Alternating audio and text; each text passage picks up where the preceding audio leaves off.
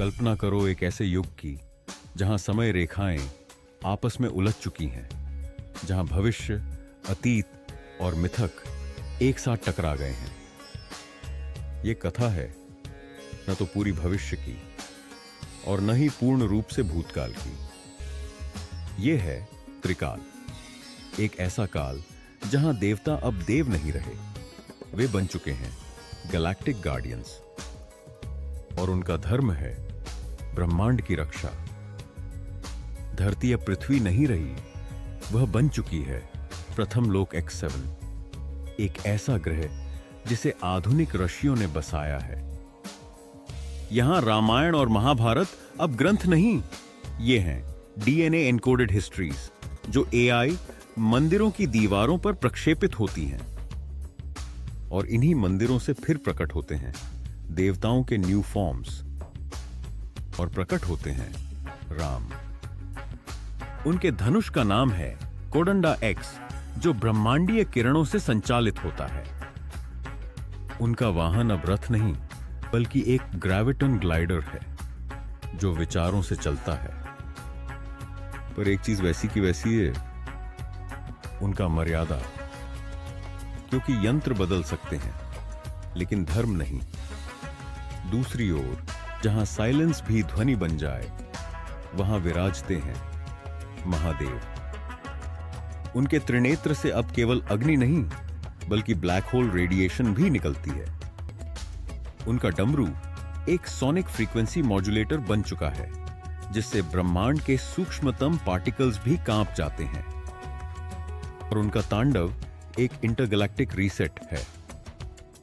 जब महादेव नृत्य करते हैं, गैलेक्सीज अपनी धुरी भूल जाती हैं, और फिर आता है वो जिसकी गति प्रकाश से भी तेज और भक्ति AI से भी शुद्ध।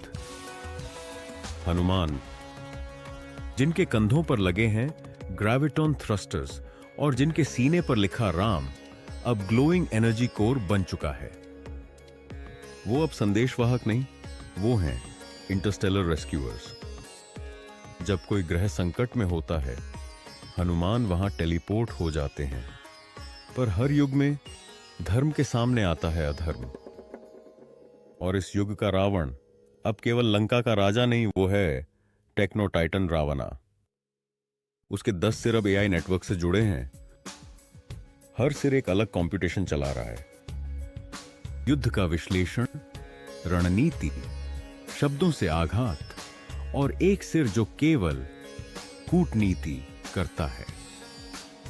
उसकी लंका अब एक AI फोर्ट्रेस है जो अंतरिक्ष में तैरती है। ज्ञान अब पुस्तकों में नहीं, अब वेद स्वयं होलोग्राफिक रूप में प्रकट होते हैं।